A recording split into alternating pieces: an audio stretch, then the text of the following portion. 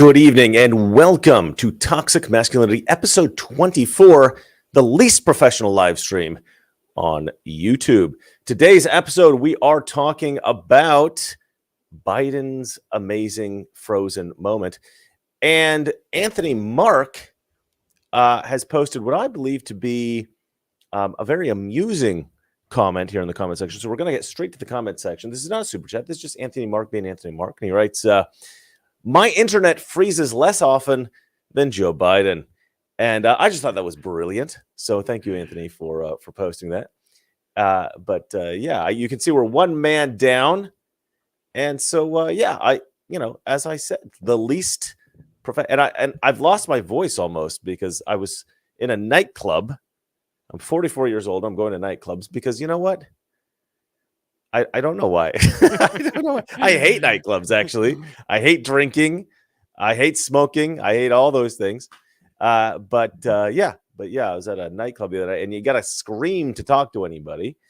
And so I kind of lost my voice here. But Jason, anything exciting happening out there in Miami?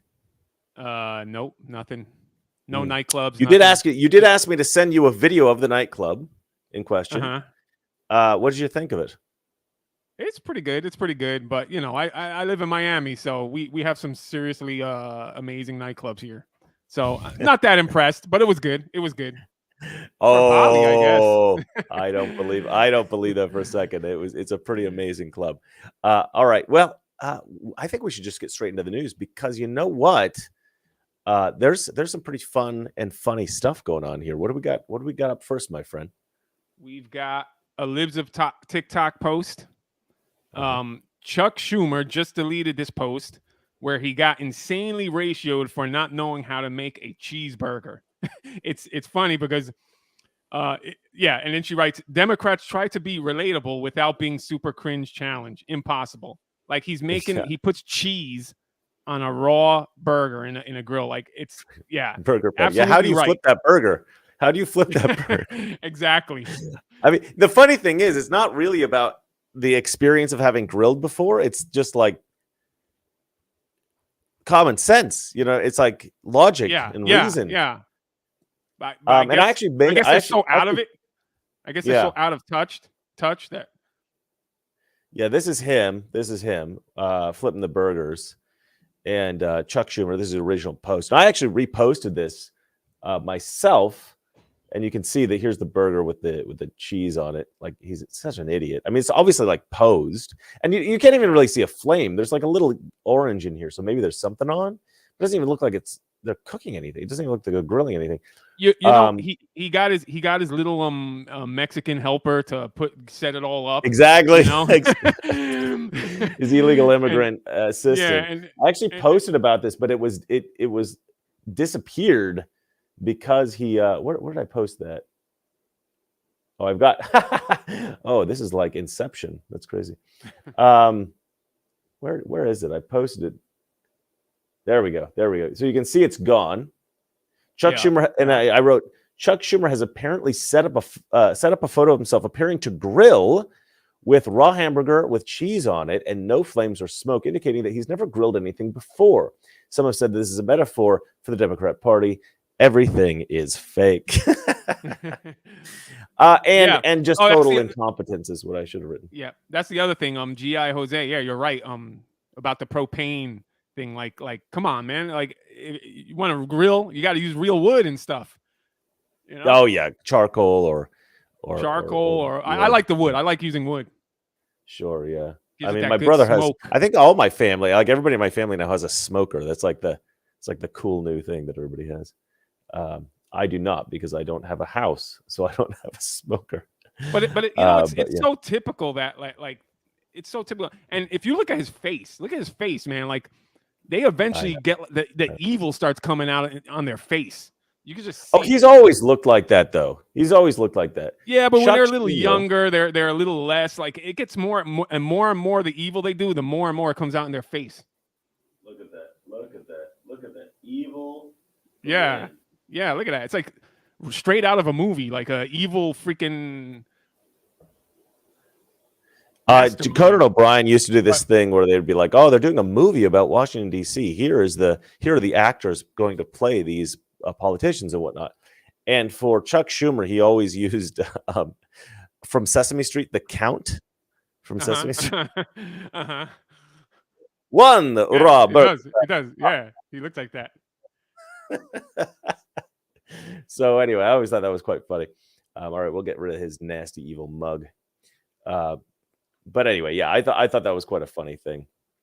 And sure enough, the Democrats are both fake and incompetent. Let's move on to the next story. Yep. We don't have rattle on forever about some yeah, we're gonna have related like to burgers. We're gonna have like an hour free just to talk with them people, I guess. I know, I guess, yeah. Well, he's actually Kurt is quite the chef. I keep trying to encourage him to go on like MasterChef or one of those reality shows because he is actually quite good at cooking. So I would have liked to get his take on this, but no, he's abandoned ship today for some reason, and I couldn't get a hold of him to figure out why. But yeah, he was like, "I can't do the show today. I'll punch him later." All right. Breaking. LA City Council members have removed no U-turn traffic signs in a gay neighborhood. They say the signs were homophobic. No, this is not satire. Yeah, no, this is insane, actually. This is let's see, what is this? Yeah, I was trying to read up on this and I don't get it. Like in a way, what I was reading, it kind of makes sense what they were doing. Like I don't know if in general, like from what I was reading, any sense. It doesn't make any sense. Let me go ahead and play the video. Let me play the video. LA City Council members Hugo Soto Martinez and Nithya Raman were on hand today to help remove the signs. They say the no cruising and no U-turn signs were put up in the 1990s to prevent people in the gay community from meeting up with other gay people. I was also surprised that these U-turn signs were still up. And at first, they seem a little, oh, okay, it's just a no U-turn sign. But when you learn the history of it and you realize that these were used to profile gay people, it's so important that we have these removed. The LA City Council members say the signs were put up after the gay community began to grow and because there was a gay bar in that area. This is the dumbest thing I've ever heard. I mean, what the hell are they talking about?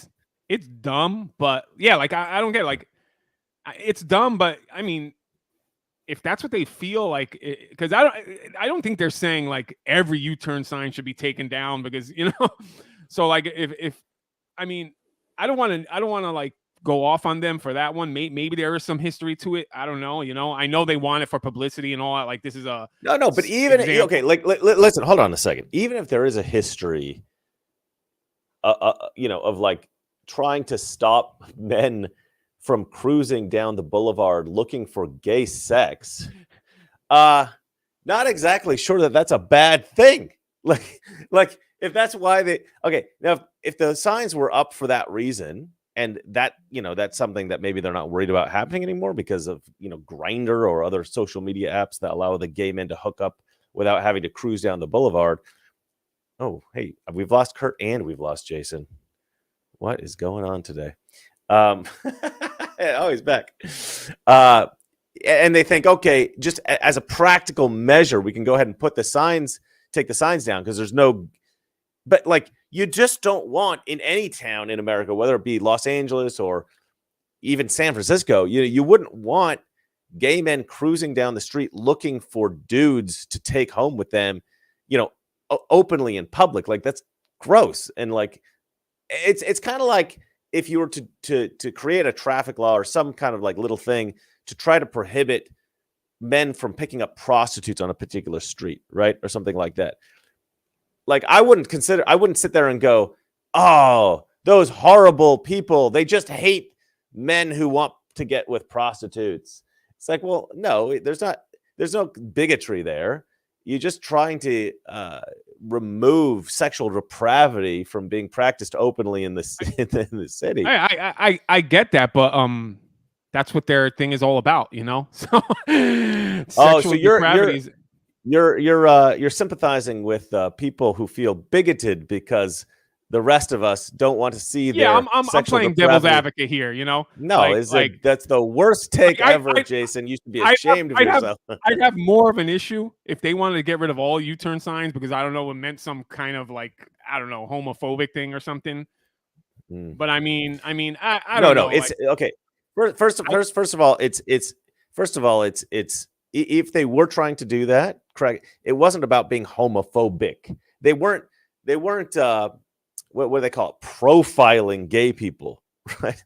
If they were profiling gay, what profiling means is you look at a person. Typically, it's like black people, right? You look at a black person and say, "I'm going to pull that person over because it's more likely that they have some kind of criminal stuff, in their car. Some kind. What are you doing, man? What is happening? What is going on? What is going on? I don't understand.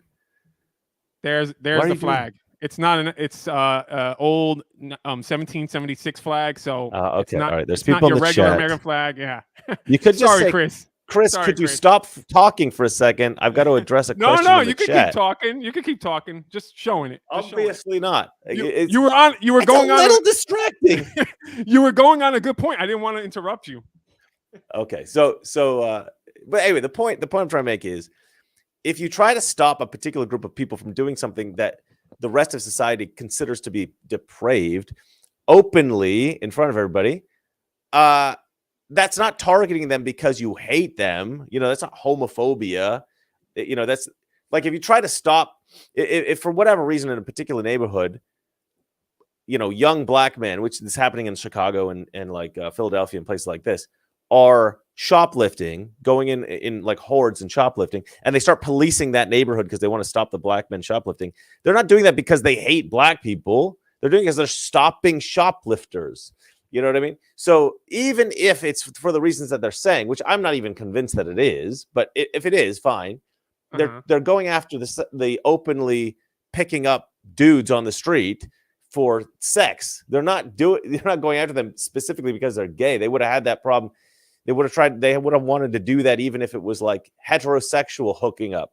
You know what I mean? It's just something that they just didn't want to see openly in their city, which is like fair enough, because that's probably back in a time when people actually had values and stuff like that. Yeah, so. Exactly. It is. Yeah. No. So I agree. We're looking at it, the signs aren't homophobic. Right? Yeah, this one's I agree with you, and yeah, they're just doing it because they think they have the power now, and they think they could do whatever they want, and it's kind of true that they can now.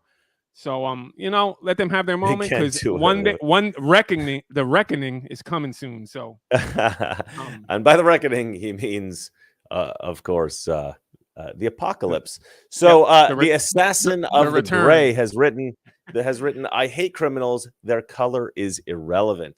And that's exactly the point that I'm trying to make. So thank you for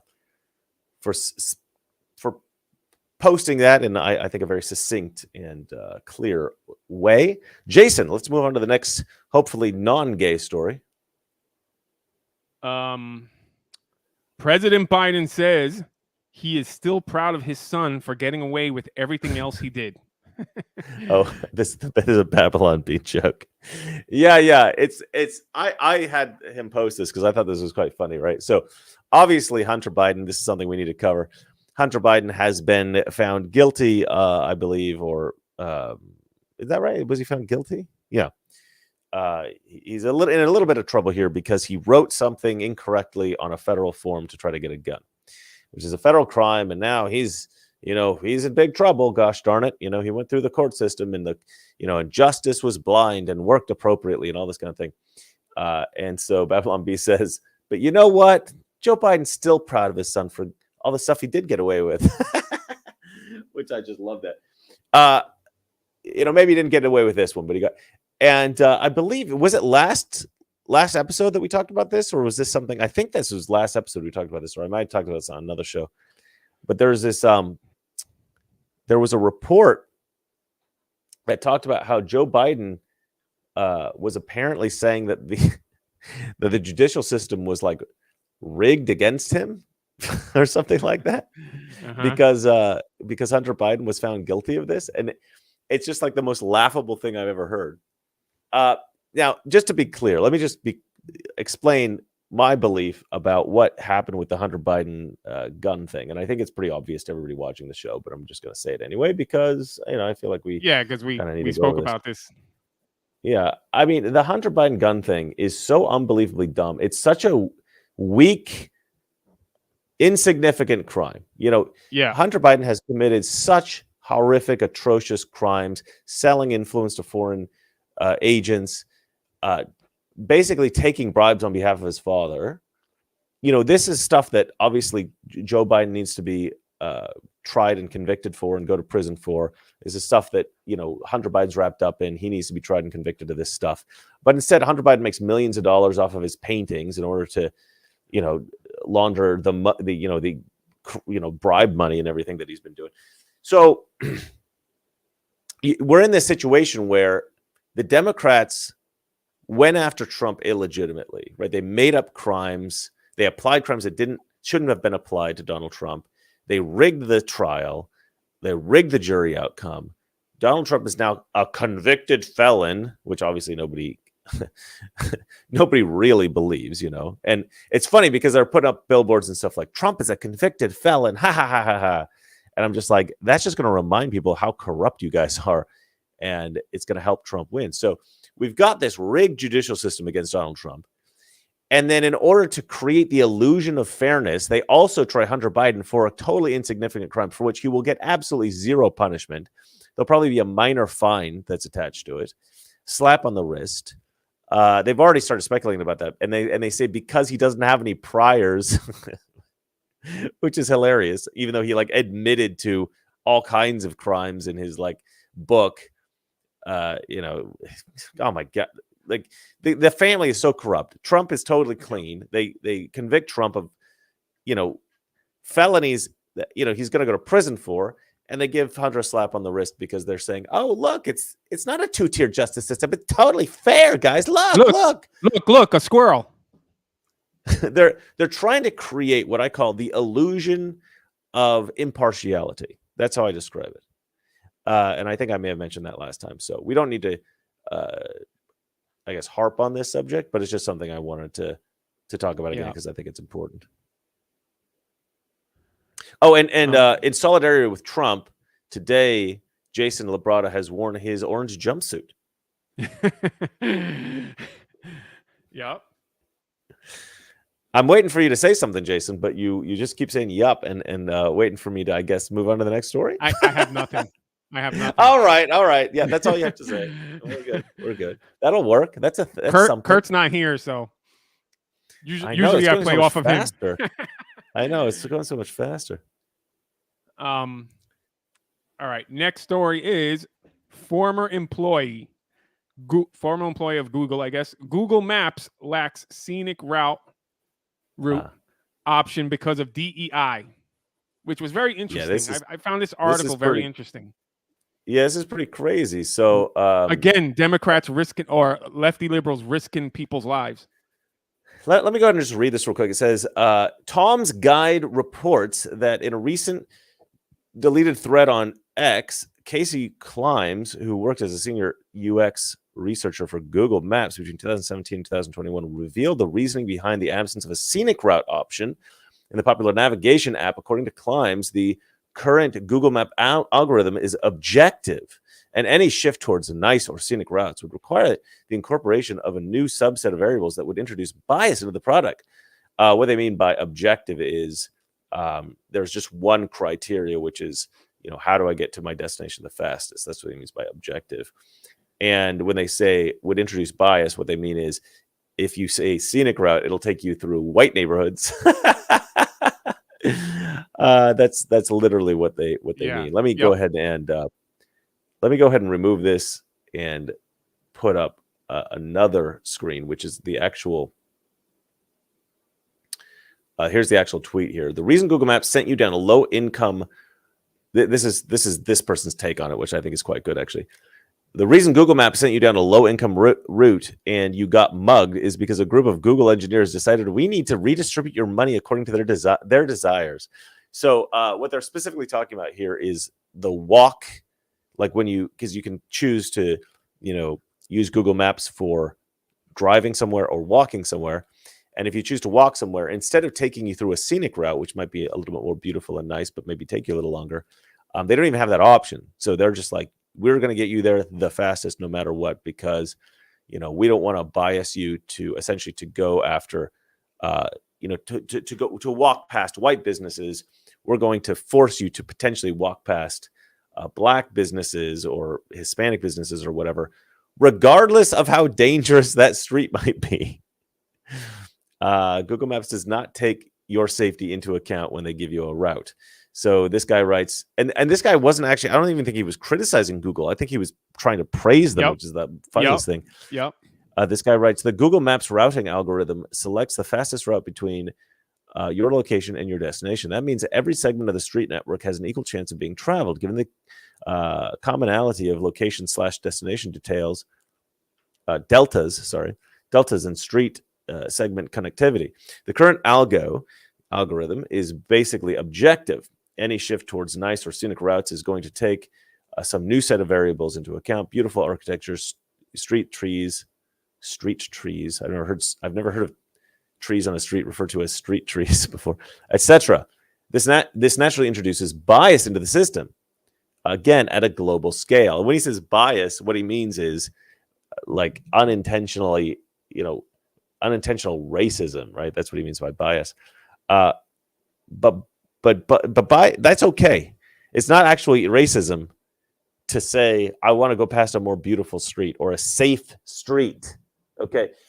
And that's the thing. You're not allowed to recognize that a white neighborhood might be safer than a black neighborhood in America. Even if it's true, maybe it isn't true. Maybe you're in an area by some chance the black neighborhood happens to be very safe and full of doctors and lawyers, and the white neighborhood's a bunch of rednecks with guns and meth. Maybe that's true. Okay, if that's true, we got to recognize that. But typically it's probably not true, right? So, but in this case, they give you a couple of options here. He's created a couple of pictures to illustrate the point, and he writes, on its own, this bias isn't necessarily a bad thing, but let's examine the shape of this bias. Ask yourself, between these two streets, which one is the new scenic route algorithm going to choose, right? And they've got this sort of like quaint street with so old-fashioned-y lamppost style lights and signposts and things. It looks, probably a white neighborhood, let's be honest. And then you've got the hood over here on the right that looks a little bit like Spanish Harlem, where I used to live, actually, in Manhattan. It's probably not going to take you through Spanish Harlem. It's probably going to take you to a nice neighborhood. So a scenic route, the whole point of this is saying the scenic route is probably the safer route. Well, they don't give you that option. And then this guy writes, you see where this is going. Because of its global scale, even a small shift in map routing from a seemingly innocuous and frankly very useful feature could create a reinforcing feedback loop with spatial inequality. They call it spatial inequality. Oh, God. Inadvertently diverting foot traffic from low-income streets to high-income streets takes revenue and potentially tax dollars from already struggling communities and funnels it instead to richer communities. Always remember, we live and build tools in complex systems. For context,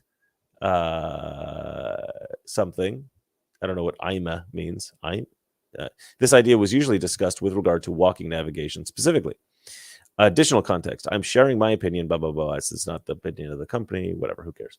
It's not context, it's more of a disclaimer, but yeah, all right. So anyway, so this guy's basically trying to say that, like, you want people to buy from small businesses, which I appreciate that sentiment. And you want people to buy from black businesses because black businesses may be in like low income neighborhoods and you want people to spend money in those neighborhoods or, whatever. And obviously this guy doesn't say black, but it would not, the algorithm wouldn't be a problem for Google if it actually took you through poor white neighborhoods. If it took you through poor white neighborhoods and, setting up the algorithm in such a way that it diverted you from poor white neighborhoods into rich white neighborhoods, I don't think Google would have stopped the scenic route thing, right? Developing the scenic route option. I think they would still have developed it. They would have said, yeah, let's give people the option to go through a more beautiful area, but maybe it takes more time. But because I think it's black neighborhood or Latino neighborhoods or whatever it might be, they're like, no, we've got to stop this scenic route nonsense. We might as well call it the Ku Klux Klan route, because that's what it is. The white supremacist route is what it is. Yeah. That's So what I was some gonna say. idiot probably spoke. It was probably some like, liberal arts chick that was there in the room, and she's like, "Isn't this going to take business away from black?" And they're like, "Oh my gosh, you're right. We can't do that now." And it never even occurred to them for half of a second. How else are you gonna know where to get your? Really. How else you're gonna know where to get your crack cocaine? And as somebody pointed out in the comments of that tweet, they're like, there are definitely people in this world who have, because Google Maps refused to give them the option to divert their route into a white neighborhood, have been mugged, robbed, and probably killed. And that's Google's fault. Oh, I got a pigeon above me. This is a possible lawsuit. Yeah. Because he just said like what they did, and if somebody, I would say anybody that's listening, anybody who's been mugged crime, using Google Maps you while should walking using do a Google lawsuit. Maps, sue Google and say, you didn't give me the option to go through the safer neighborhood because you thought it was racist to do so. And then that could be a lot of money. Ex Bootlicker says, please don't do the gay voice, Chris. But it's funny. Yeah. I love course Mr. I'm gonna Pagan. do it. I love Mr. Pagan. Mr. Pagan's fantastic. If it makes you feel better, I can do the German gay voice. I think it's even funnier. Okay, hold on. I got to turn my lighting down. Jason, you want to jump on the next story? Yep. So next story, Morgan Freeman explains why he detests Black History Month. My history is American history. Exactly. You have got to love Morgan Freeman. Yep. What a gentleman. And what he says, you should read what he says. There's like, it's more detailed than that. Yeah. It's really good what he says. G.I. Jose jumped in and he says, Google, let me go where I want. Freedom. Which, how can you not love that? Thank you, G.I. Jose, for the super chat. Yeah, thank you. I wish I could do it in his voice, but I can't. What, the William Wallace voice? No, Morgan Freeman. Oh, Morgan. I'm gonna say what he says. I'm just gonna read it. Okay, go ahead and read it.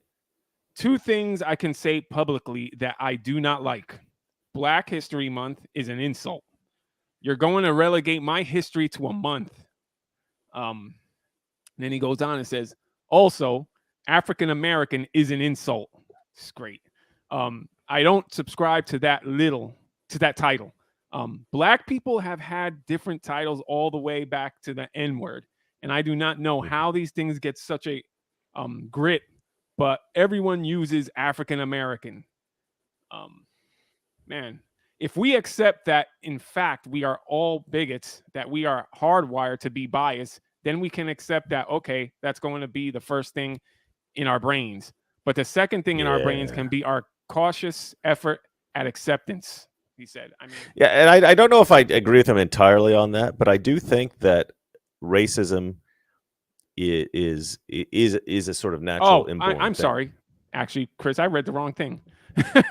So here read the right thing. Yeah, I detest it. The mere idea of it. You are going to give me the shortest month in the year, and you are going to celebrate my history. This whole idea makes my teeth itch. That's a good one. Yes, it's not right. My history is American history. Exactly. It's the one thing in this world I am interested in beyond making money, having a good time, and getting enough sleep. Beautiful. Beautiful. I love Morgan Freeman, but also both of those sentiments are actually quite good. And you read them it's so true because we have such a great history. Like we went through, we've talked about this before. We went through all this stuff. Yeah, we had slavery, we had this, but we managed to get through all that stuff, build a great nation. And yeah, it's a great history, you know, like it should be the opposite of what these fools, how these fools react to the history of United States of America. 100%. There's this like victim mentality now. Everybody's got to be a victim. And who's the oppressor, Jason? Who's the oppressor in the whole victim narrative with every category in existence of human being? Every category is a victim except for who's the villain in that story, Jason? The white male, white male. The straight white male. That would be it. We're the bad Straight guys. white I'm the male. I bad forgot the straight. Yep, the straight white guy. male. Straight in. When gays when are if you also dig if you 55%. dig into it, it's actually the white liberal leftist that is the actual racist. Yeah. Well, True. you know, yeah, it's there was a great I think it was a 60 Minutes thing. I should have grabbed it. But he says instead of calling me a black man, why don't you just call me a man? You know, instead of calling you a white man, you know, I'll just respect you as a human being, right? Or something like that. And it was such a beautiful thing. I've always loved that interview. I've always loved that he says that, because that's really how Republicans think. You know, we think of people as individuals. We don't really think of people as like the members of a particular group. And it drives me crazy. You know, it's like Joe Biden said, you know, if you don't vote for me, you ain't black. You know, trying to say it in a black voice. You know, anytime you hear a white liberal say the word "ain't," you know they're pandering to black voters. And you know, and that guy he's talking to on the radio show, Dennis or whatever his name is, you know, he's like, whoa, yeah. You hate saying the name. No, Jason, that name is forbidden on this show unless you're talking about the great. Nobody's gonna know who you're talking about. Of the Holy Roman Empire. I'm okay with that. I'm totally okay with that. Oh, okay. New rule on the show. We will never say that name again. Okay, everybody. No, you can say it in reference to the emperor of the Holy Roman Empire. No, obviously. Oh, yeah. Okay. right. The historic man. But anyway, yeah. So he's on this show. He says that thing, and it's such a, I don't know, like it's such a dehumanizing thing. I feel like if you just reduce a man to his skin color and to his race, or even to his culture, it's so dehumanizing. Like that's why I never fill out that box on any application or any paper. Like I never do. You know, it's like, really, why do you need to know my race? Exactly. You know? Exactly. If I do, because I'm white, which is, you know, the best one. No, but you wouldn't get anything if you fill that out. No, I know. I should never do that. Yeah. If you're ticking the white box, you're a fool. Yeah, exactly. Sometimes I'll put. Sometimes Jason, we should mess up the whole system. Everybody tick the black box, no matter what your race is. You all should tick the black box. Yep. And if they complain, if they look at you and they say, "Wait a minute, you put black," you say, "Well, I identify as black." So. Exactly. Yeah, I love it. Sometimes I'll just put, like, if somebody, like, if one of these applications or whatever they make you fill out, like, just angers me, I'll write in American. You know. I love that where the screen is that I have to see happens to be to my left, but then also I've placed you to my left, so when I'm looking at the screen, it looks like I'm looking at you. Yeah, and I'm looking at you when I does it work both ways? Yeah, I love that. See? That's kind of by accident, folks. I didn't set Chris, that up. But... how's it going? Yeah. How's it's going well, Jason. Huh? I'm fantastic. Yeah. Yeah. Anyway, but yeah, Morgan Freeman is an awesome guy, and that's the thing. I think, you know what's funny about Morgan Freeman? Like, I don't think has he ever done like an action hero role or anything like that? Yeah, he was in the Prince of Thieves, Robin Hood, Prince of Thieves. That's right. And I actually kind of hate that role because it was so damn good and so entertaining and so fun that, like, I think it inspired a lot of other historical dramas to inject black people where they do not belong. Yeah. But like at that time, I don't think anybody cared really. Like I certainly didn't. I would think I was like 15 when that movie came out. Yeah. The thing about Robin Hood is it's not like an actual. Some people say it is an actual historic. It's thing, like a myth. Yeah. Yeah. So I mean, you can kind of screw around with it, and if you're getting Morgan Freeman, there's an exception to it. You're getting a great actor, you know. Well, that's right, but that's the kind of the point is that Morgan. I was saying this about To Kill a Mockingbird the other day because we did this. Gorka and I did. We reviewed To Kill a Mockingbird, which is an absolutely excellent film, by the way. And if you haven't seen it in a while, I highly recommend watching. At least watching. Oh, hold on a second. Yeah, I know. I was going to mention that. Gorka's texting me. Okay, so he's watching the show. Hey, man. He says in the UK Gorka. when they first started the PC gap with ethnic boxes on government forms. Oh no, I didn't. I thought he was going to say something else. Okay, yeah. He says when they first started the PC Gap, I think he meant crap.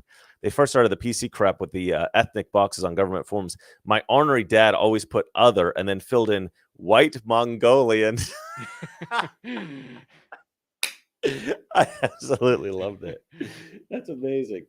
I thought he was going to say something about Robin Hood, Prince of Thieves, but okay. So we're reviewing To Kill a Mockingbird, or we've done the review for To Kill a Mockingbird. You can see it on Rumble, and I make the point about that film that it was such a dang good film. Like, you watch that film, it's literally like a masterpiece. That film is amazing. So much about it is fantastic that I think it sort of became the template for how leftists see people, right? Because if you watch that movie, it's about a black man being wrongly accused of having sexually assaulted a white woman. And, he's convicted and then he's lynched in the movie. He's actually killed. And, the main character, actually, who's the lawyer, Atticus Finch, actually loses the case. Like, he loses the case, which is interesting because he's kind of like what we would call today like a Mary Sue character, where he's a bit essentially perfect, but he loses the case because of the context of like where they are and everything like that. But it creates a stereotype of like the Southern, white racist. And so it depicts almost all the white men, except for Atticus Finch, as like these like hillbilly racists. And it characterizes like every black person in the movie as like a good, gentle soul who would never do anything wrong. And they're like basically innocent victims of this evil racist system. And then you've got sort of like the innocent children, but then you've also got the one man standing up for justice. And it's such a caricature. It's like exactly what the left thinks of the world, right? So leftists all think I'm just like Atticus. Yeah, exactly. And every other white person is the evil white person in that movie. And every black person is like a total, like, and then Gorka says, and then roots piled on top. Exactly. So, and I was trying to make the point that like the really sad thing about this movie is that they made a literal masterpiece film. And they were trying to essentially say that this does happen, where a black man will be wrongly accused of things. And I try to make the point on the show that, like, a lot of white men were lynched in history as well. And a lot of white men were lynched wrongly as well. But because of a film like this, and because of, it's a much more intriguing story, because it's got the racial element to everything, it's so dang compelling and it's so well told that it's had this impact that I think is actually a bad impact, where it has actually created these stereotypes in people's minds, unfortunately. And then he's right. And then the TV miniseries Roots was also so well made and so powerful that it actually made people believe a lot of the stuff about that, that show, that miniseries, that was actually just fictional and made up, but people really believe it. And now people have this vision of slavery like it was this horror show all the time. Which growing it up as actually a kid, wasn't. growing up, I'm from that generation, so I watched that show when I was a little kid.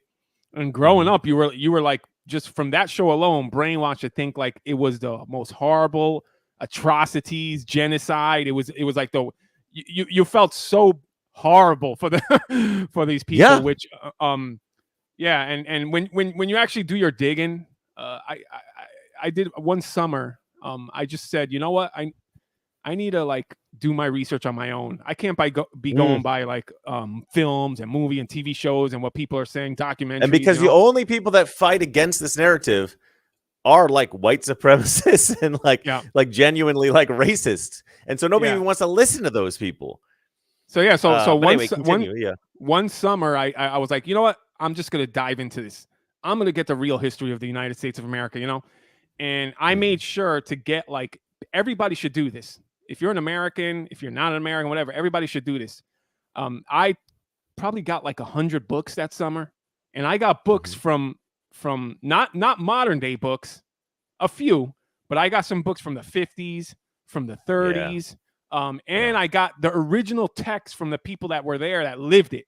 Like, I made sure to find the original text, and I got the general history of the United States of America, and I came up with my own reasoning of how the United States was. And you know what? You're not wasn't allowed to do bad. that, Jason. Yeah, it wasn't that bad that Hollywood said it was. It was. It's not a horror show. It was mind opening. Like the things you learn about the Indians, the way the Indians were, and the whole like first settlers that came here through the Mayflower and what they went through with the Indians. If you learn the true history, man, we're not the bad guys in that story. No, you know? Exactly. And also, I have a whole video which I encourage everyone to go back and watch if you've not seen it, called "Slave Owners Were Not Bad People." Yeah, and this, I like to title things a little bit provocatively. But this is not something like some videos is just like my thoughts on a particular subject, a news story or something about history or whatever. This is not my thoughts at all. This was specifically, I found interviews with former slaves that were conducted after, sort of like after slavery was already, after they were already emancipated, for like whatever, 20 years or so. And they go to these slaves and they're like, can we, the former slaves, and they said, can we interview you about your life as a slave? And they were like, oh, yeah, of course. And they said, what do you think about your master? And what do you think about, that time and everything like that? And so many of these interviews are like, oh, I actually preferred being a slave to being free. Because being free, you have to like make your own money and like you have to rent your place and everything. And it's like, I actually work harder now than I did as a slave. And it's way worse. Like life is way worse. And they also said, and this was the really shocking thing, they're like, can tell us about your master. Tell us about what they were like. They're like, oh, I had the best family. I had the best. They were so good Christians. And, they bought us this stuff and that stuff. And we used to go to dances with the other Negroes at the other slave houses and all this kind of stuff. And it was so much fun. And life was so great back then. And it was like, I'm like, what? Like, this is the craziest thing. And like, they would be like, oh yeah, we just visited for like Christmas or whatever. I don't know if it was Christmas, but they'd gone back and visited their master for some reason. And they're like, yeah, and we just had like a grand old time and we had all dinner together. And, and I'm just like, wait, so you've been freed and of your own volition, you have decided that you're going to go back to your master's home and spend Christmas with that family or whatever it was. I don't know if mine not, but Christmas. But the point is, they clearly loved that family, and the white slave masters loved their black slave family that they used to own, right?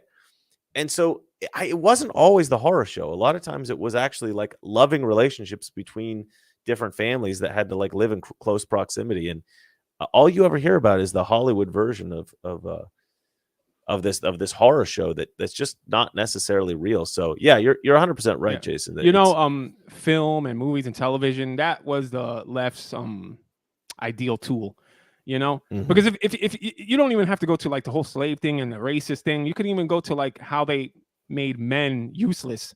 I remember in the 90s, I would watch all the comedy shows or all the television shows, and in every show, what was it? It was like a useless man. The women always knew better. The man was stupid and lazy and always the butt of the jokes, And even then, back then, I was like, look at all this crap. Like, it's always putting men down. It's always like and even back then, I knew what they were up to, And now it's just gotten worse. Yeah, but, no, I 100%. Going back to Morgan Freeman, like he can do those type of roles, because even in Unforgiven, he played the black like outlaw that goes with Clint Eastwood. He was like a past outlaw, and I mean, just the quality of his acting and how he's such characters. A great. Yeah, he's just a great personality. Like, you're not even looking at it. Like when I watch Unforgiven, I've seen it in the theater and I've seen it on TV too. But when you're not even thinking about his color, the last thing in your mind is his color. It's just he portrays that character so good that you don't even care. Yeah. And his freckles are just adorable. But no, I mean, the whole reason I brought up the To Kill a Mockingbird and how it had this sort of potentially negative impact on society, even though it was a great film, is that I think the same thing happened with Robin Hood, Prince of Thieves. Like, it was such a great performance, and you loved him in that movie, even though he was supposed to be Arab or something like that, and he's a black guy.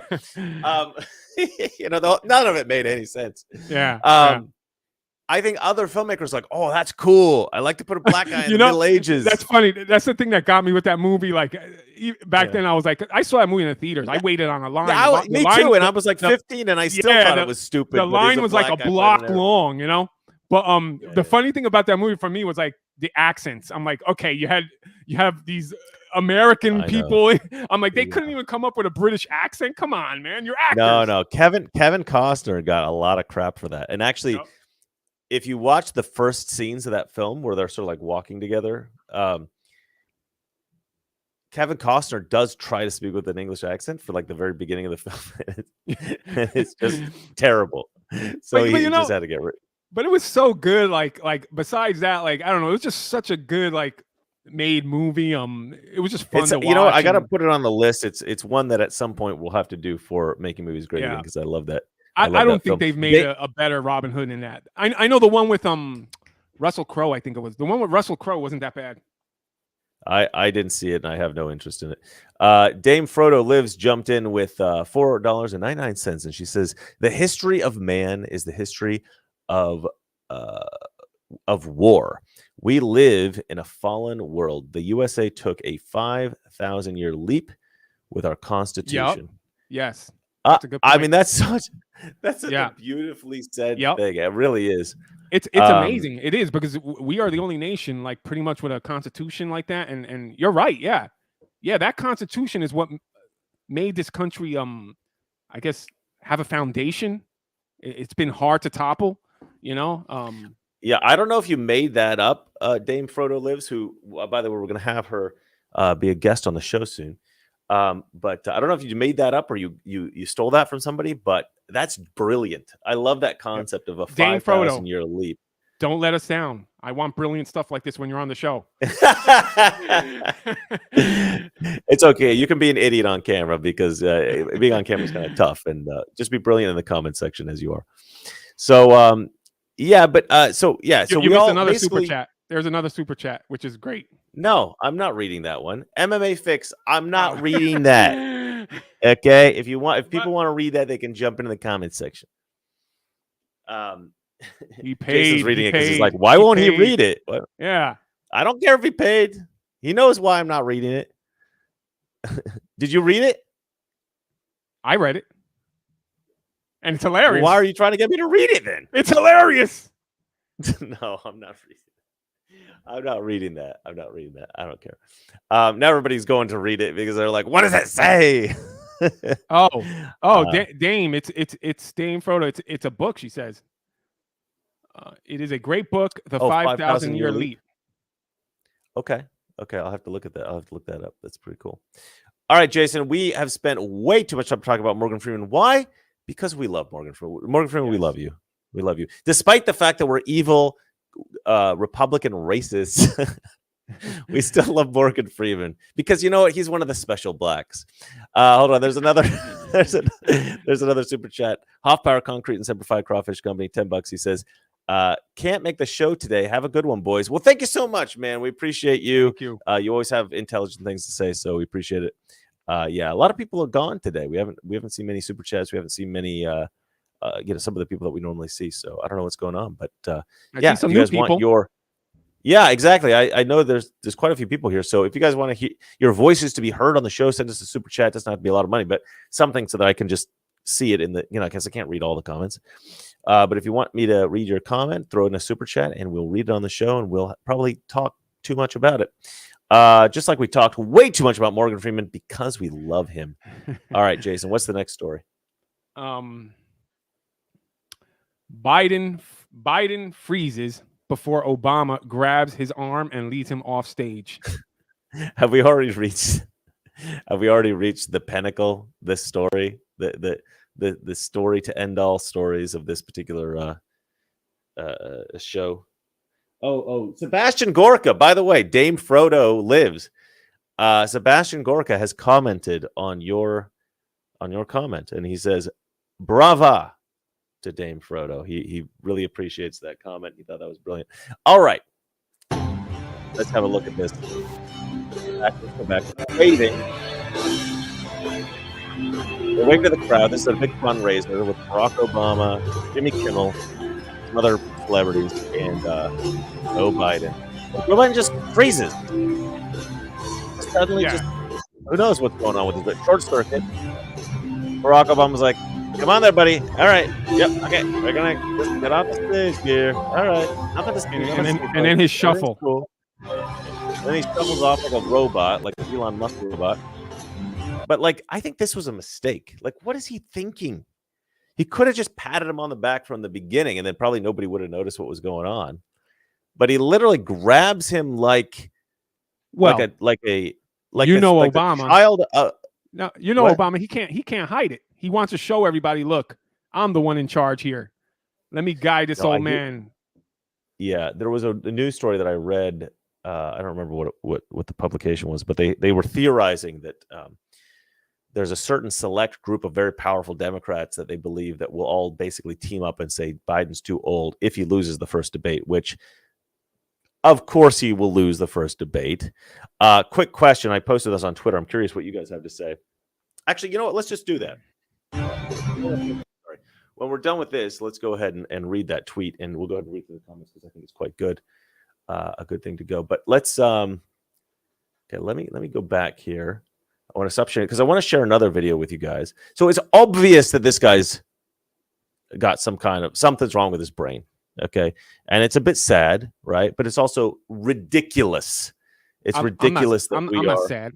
I'm not sad. That's pure evil right there. I mean, the guy is a criminal. So I don't have really any sympathy for him at all in terms of like, he needs to go to prison. But I do have sympathy for anybody who is suffering through dementia. I do have sympathy for that. Yes. But, my Christian side is like, you got to feel bad for the guy. But like knowing everything that he's done and all the lives he's caused harm to, and even deaths, So like I don't know.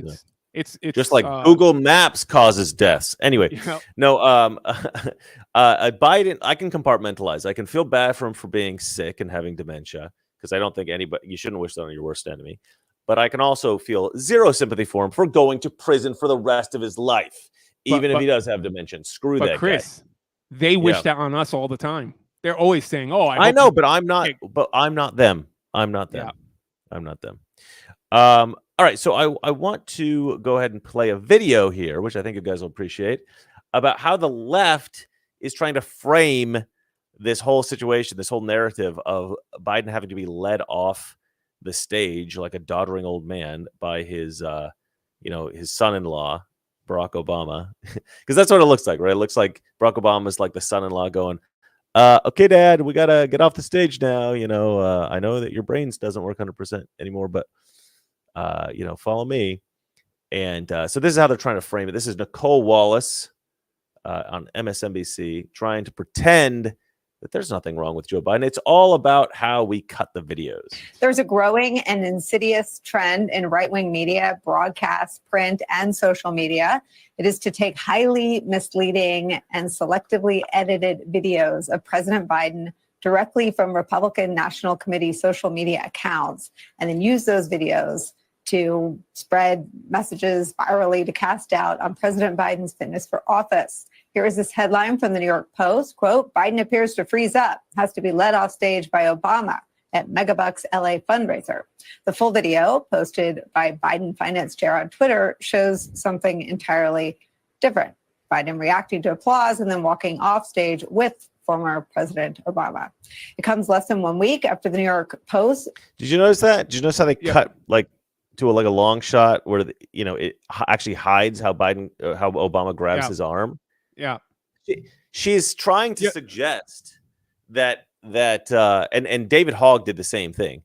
They're trying to suggest that we're lying, we're spreading misinformation, and in making that suggestion, they are spreading misinformation. The irony, the gall of these pieces of human garbage. Anyway, go on. This just proves that this woman is a plant. I don't know. Maybe she's working for some organization. She's supposedly a Republican, right? Oh, that's bull. You can see this is, folks. If you can't see it by now, that this is purely propaganda. you know, and these people are Jason, like, don't be patronizing. You know this audience. Yeah, of course they see it by now. No, because some about? people say that she's stupid, but she's not. She's a plant. She's no, she knows she's what put there doing. for this reason. There, what do you call I it? agree. When you're trying to disinformation.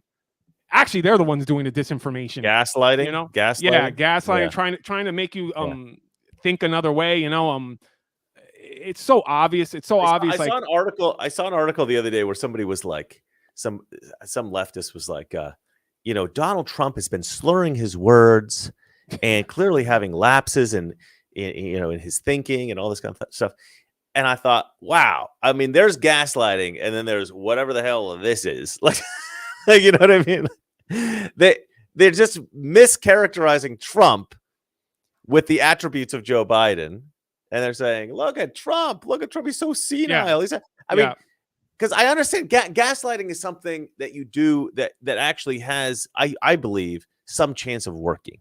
Right? To be characterized as gaslighting, you've got to be able to present a case that is at least mildly believable to the public, so that they're actually brainwashed into believing something that's the opposite of the truth. And for them to try to gaslight people with this, I wouldn't even characterize this as gaslighting. This is just pathetic. This is just desperation. You know what I mean? I mean, weak. what, But anyway, what was that? Sorry, go on. Is that CNN? What I just mentioned? The gaslighting? No, what we just saw right now. Was it from MSNBC. CNN? CNN, right? MSNBC. Oh, like it's annoying. Like what they're doing. It's so obvious now. You know. Well, let me throw it. There's another one. This is the White House press secretary, Karine Jean-Pierre. This is her reaction to exactly the same thing. There seems to be a sort of rash of videos that have been edited to make the president appear especially frail or mentally confused. I'm wondering if the White House is especially worried about the fact that this appears to be a pattern that we're seeing more often. Yeah, and I think you all have called this the cheap fakes video, and that's exactly what they are. They are cheap fakes video. They are done in bad faith, and some of your news organization have been very clear, have stressed that these the right wing critics of the president have a credibility problem because of the fact checkers have repeatedly caught them pushing misinformation, disinformation, and so we see this, and this is something coming from your part of the world, calling them cheap fakes and misinformation. And I'll quote the Washington Post, where they wrote about this, and they said how Republicans use misleading videos to attack Biden in a 24-hour period. And to their credit, we have a conservative Washington Examiner did call them out as well, calling out the New York Post. Ironically, several recent cheap fakes actually attacked the president for thanking troops. That is what they're attacking the president for. Both in Normandy, this happened, and again in Italy. And I think that it tells you everything that we need to know about how desperate Republicans are here. And yeah, we're really desperate. Yeah, so this is the new line, right? They're gonna that question was given to her, and she had the script to answer it.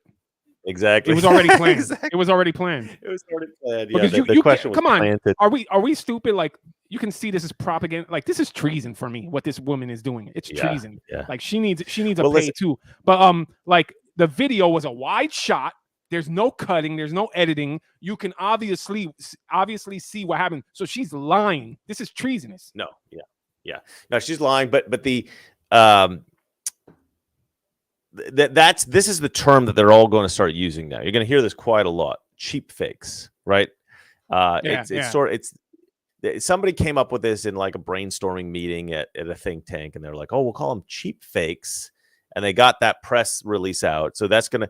I mean, you'll be able to see somebody on Twitter is probably going to create a compilation of them going cheap fakes, cheap fakes, cheap fakes, cheap fakes, because this is what the left does. They put out this message to all the media, and they go, okay, this is the new talking point, guys, and then everybody starts using it. But my brother, because what's really funny about the whole Obama Biden thing, where he's like walking him off stage, is that Obama looks good now, right? Like Obama looks like he's got it together. Contrast with Biden. But hold on, G.I. Jose jumped in with a super chat. I'll just interrupt myself real quick, and he says, "Who's worse, Biden or the person Obama who created him and is the one pulling the strings to destroy our constitutional republic. Well, you know what, G.I. Jose? I'm glad you said that. I'm glad you said that because indeed, let me go ahead and download this picture real quick, and I'll go ahead and open it up in a new window. It is a projection though, because they like misinformation, disinformation is exactly what they're doing. So, well, exactly right. But let me go ahead and not share the screen. Share a window here. Okay, so my brother made this. I don't know how he made it because he doesn't have any skills in Photoshop or anything like that. But he basically had this idea that the Biden campaign That's is their great. only hope Oh, that's good. is to create a new ad campaign called Obama 2024. Just vote Joe Biden on election day. Oh, that's so. I'm posting that on my X account. I'm stealing that. Okay, I'll send it to you. My brother made that. He thought that was quite funny. He just texted it to me. I completely ignored him because I was trying to sleep. But well done, John Yes, Coles, my little brother. that is actually. I think that's one of the best ones so far. That's really good. Isn't that Wow. great? I'm gonna Yeah. go ahead and post that on. I'm gonna go ahead and post that on Twitter, and we'll see how it goes. But on X, I guess I should call it X. But anyway, yeah, I thought that was brilliant. Now, one last bit of business because I think we finally finished discussing everything, right? That's all the news stories. Yep. So this will be a surprise for you, Jason, because I don't think you were aware that I was going to cover this. Is sort of last minute thing. Let me see if I can find it real quick. Mr. Reagan on X. All right. So I asked everybody, I said, quick question. What drug do you expect they will give Joe Biden for the first presidential debate? Wow. And I thought this was kind of an interesting question. A bit of fun for people. And let's go ahead and read some of the comments. What drug? I think it's what drugs, plural. Well, that's the thing. Like I was debating about that, but I thought there might be somebody out there who actually knows what drug Joe Biden would be best to keep Joe Biden. So I thought, what is it? Adderall? I don't know. Is that one? Some people put Adderall for sure. Jojo Michigan wrote, "What drugs do they give racehorses that make them run fast, but also might kill them?" What's next? Jazz Bro Gonzo wrote, "Adderall and plenty of it." Tosh 2.0 wrote, "Meth." Zerbear 102 wrote, "I concur with those commenting, all of them." Well, Dark Chris, Schneider, yeah. We know one drug that he's definitely going to use because they found in the White House cocaine. Yeah, I know exactly. The white stuff that will not be mentioned on this show. All right, there's a few white things that probably we wouldn't mention on the show, but anyway, I concur with the. Okay, yeah. Dark Schneider wrote, "I'd die if it was X-Lax." That would be great, right? All American Comics wrote, "A shot of adrenaline directly to the heart, keeping him alive." Oh, and then we got a Breaking Bad making meth shot. TS wrote, "Vyvanse 100 milligrams." I actually don't know what Vyvanse is, so I that may be a joke or that may be like a legitimate response. I actually have no idea. I'm sure you guys in the comment section let us know. Craig C wrote, "Hunter's Peruvian Flake, baby." Oh, I like that. Hunter's Peruvian Flake. Brilliant. That is a brilliant way of describing it. I like that. I'm gonna use that from now on the show if I ever have to mention it. Josh Sutherland writes, "Amphetamines, more amphetamines, a whole lot of amphetamines." Humera Day. Let's see. It would be Adderall, but that's an actor playing him. Yeah, some people think that it's not Joe Biden. It's Joe Biden. That's such a silly conspiracy. I hate that. LGBT Patriots. An actor wouldn't act like an invalid. Exactly. Yeah, exactly. The same they gave to Adolf Hitler. You know, it's funny. There's a great joke from Jimmy Carr, this comedian in the UK, Jimmy Carr. And I mentioned it to a buddy of mine, actually just yesterday from England, and he didn't get it. So many of you might not get it. Jason might not get it. This might be embarrassing for you, Jason, but I'm going to do it anyway. The Jimmy Carr joke about Hillary goes, a lot of people say a lot of bad things about Adolf Hitler, but nobody ever mentions he did kill Hitler.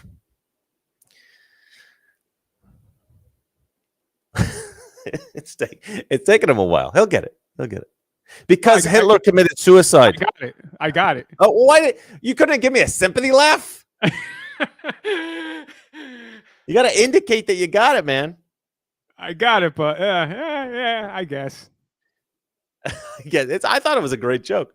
It's not my joke, but okay. Gorka writes that he thinks that they're going to give Biden the following drug cocktail: Geritol with Adderall. Sorry, hold on. Geritol with Adderall and acid, and then he writes, "Oh, and applesauce." I'm sure they'll mix it all into the applesauce for him. Oh, not ice cream, not vanilla ice cream. Maybe it'll be vanilla ice cream or chocolate pudding pops. XX Viper 45XX writes, would you say the cat is out of the bag now? Obama is clearly the one running the Biden White House. Well, you know what's interesting about that, man? I felt like, at least for conservatives, we've believed this like since the beginning. You know what I mean? Yeah. We've believed this since Biden was running for president, because what happened was, if you can remember, when he was campaigning the first time, like back in 2020, like campaigning for the Democrat nomination, Joe Biden was already showing signs that he couldn't possibly become the next president. And then I believe it was in Iowa or something. I can't remember no, it wasn't Iowa, but maybe it was like, I can't remember. There was a particular state that Biden won. And after that, he like won every state after that. You know what I mean? That Biden just like Biden was losing the primaries back into 2020. And then suddenly he just won everything. And everybody was like, okay, they set him up to win. So why would they do that? Why would they set him up to win? And that's when everybody kind of copped on that, okay, they're controlling him. They're controlling him because he's corrupt. They're controlling him because he's senile and he can't function. And everybody was asking the question, well, who's in charge? Who's actually in charge? And one of the most obvious answers was, well, probably Barack Obama. Probably Barack Obama's running the show. So this has been something that we've been whispering about for a very long time. But when Viper 45 here says the cat's now out of the bag, I think he's kind of right, actually, because I think that it's now a case where even Democrat voters kind of get it. You know what I mean? Jason, you're supposed to have like a dialogue with me here.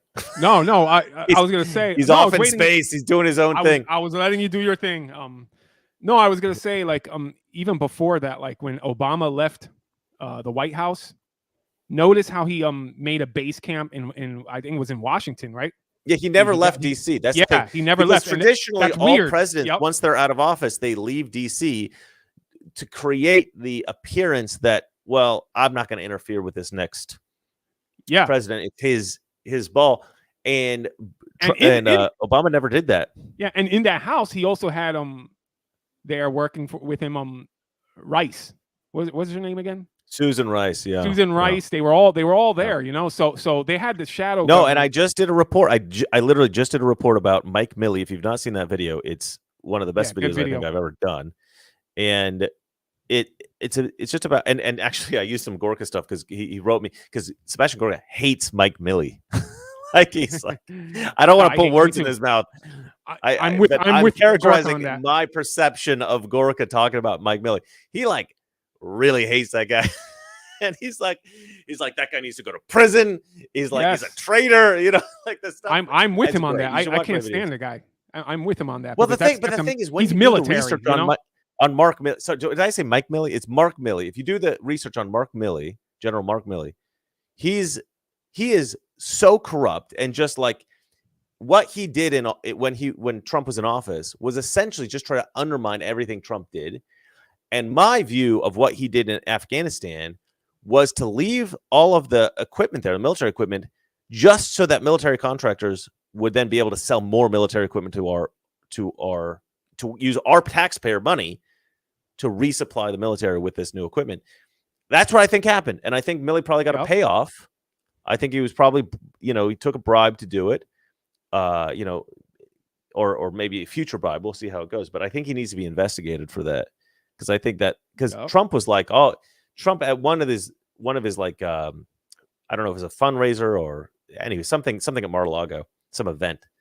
He says, yeah, Mark Milley was telling me, sir, it's actually cheaper if we leave the equipment there, sir. And Trump was like, you're telling me that we're going to take a $40 million plane and we're just going to leave it there when you could fill it up with half a tank of gas, get a pilot in there, and just fly it out of the country? And he goes, that's when I realized that General Mark Milley was an effing idiot. And he actually says that, and so everybody, of course, laughs and stuff. And you know what's the worst part of it for me? The worst part is leaving all those weapons there is just going to cause more death and destruction and wars. And well, that's the thing, and our enemies now have a lot of the technology that we had been able to keep hidden from them for so long. For me, that's now the they worst. can sort of that's the ultimate. They can reverse engineer all of our weapons, and they can mass produce their own versions of them. And so we just like ramped up the military capacity of many of our military enemies across the world. Well done, well done, because that's what they want. More wars, more money. Well, you're right. I do think that they are trying to perpetuate the Ukraine war. My father thinks this too. I had a long conversation with him the other day. I called my dad for Father's Day, as the rest of you all should, and we had a long conversation about politics and stuff. And we both agreed that we think that the war in Ukraine, in particular, is being perpetuated. They want it to keep going on for a long time because the longer the war goes on, the more money that they can essentially embezzle from from the American people. Every time they fund a war or they build a some kind of like mass transit thing or whatever project, you notice that they always spend way more than they say they're going to. Yep. With COVID, same thing. And it's like and like magically the money always disappears. Yeah. They had like allotted like a ton of money, like billions of dollars, I think. Maybe it's not billions. Yeah, it's probably billions. For like charging stations around the country for like electric vehicles. And I think they've built 3 or something, and they're supposed to build thousands. Yeah. It's like, where'd all that money go, guys? Where'd all that money go? You stole it, is what happened, isn't it? Isn't that what happened? This just happens with Democrats. Yeah, going back to the whole Obama thing. After 2016, after he left the White House, they created that. I believe they created that shadow government, and they were just waiting for the 4 years to pass. And they were doing all their things against Trump. And they're waiting for the 4 years, and the goal, I think, was always to put Biden there as a puppet. But those other Democrats that were running were like rogue, some of them, not all of them. I'm sure some of them were there just to like play the part of opposition. For the illusion of competition. But I think some of them were there and they got worse. So that's when they had to rig the whole thing. But they were working on that for the 4 years that Trump was president, and now they're back in office. Now they're back in. And I'm not necessarily saying Obama specifically. Like, I'm sure of course he's a part of it, but there's more to it than that. Oh, for sure. Yeah, there's a lot of people pulling the strings. And I think Obama is like obviously like a notch above Biden in terms of power, but he's a notch below a lot of other people. I think there's a lot of people above Obama that are pulling the strings there in Washington, D.C. Also, isn't it funny and messed up that the only way Biden's gonna get people to show up to anything is he has to bring Obama. I know. It's crazy. And it's funny because they were looking at that. They were looking at that and going, oh, look at this crowd. Are Republicans upset that there's this great crowd there? And we're like, no, because it's like a bunch of Hollywood celebrities. Yeah, it's Barack Obama, probably Jimmy Kimmel. There's really like paid extras in the crowd. Who knows how? Like, of course we're not upset by it. Like, go to a Trump rally and you'll see a real crowd. Yeah. Exactly. Let's go ahead and close with a personal video that I. Oh, sorry. Girl texted me. Got distracted. Personal video that I made. We don't want to watch those kind of personal videos, Chris. Nice. I like it.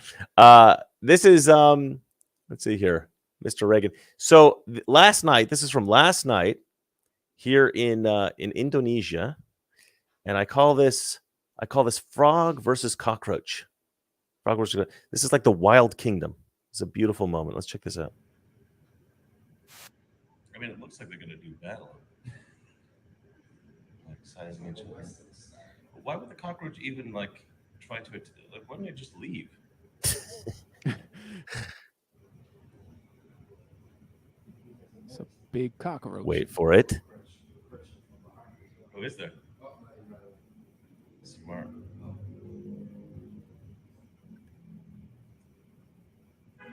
Come on, frog, go for it. Get him. Yep. That's a meal. Yeah. Yeah. Wow. Results. Man, Why did you say? don't you just love nature? Oh, you interrupted the joke at the end. Oh, I'm sorry. He yells result, and then I was quite happy about this. I was quite proud of myself. I go result, yes. I go, why didn't you say that when I picked up that girl the other night? Because you're not going at it like the frog. Yeah, obviously you weren't there.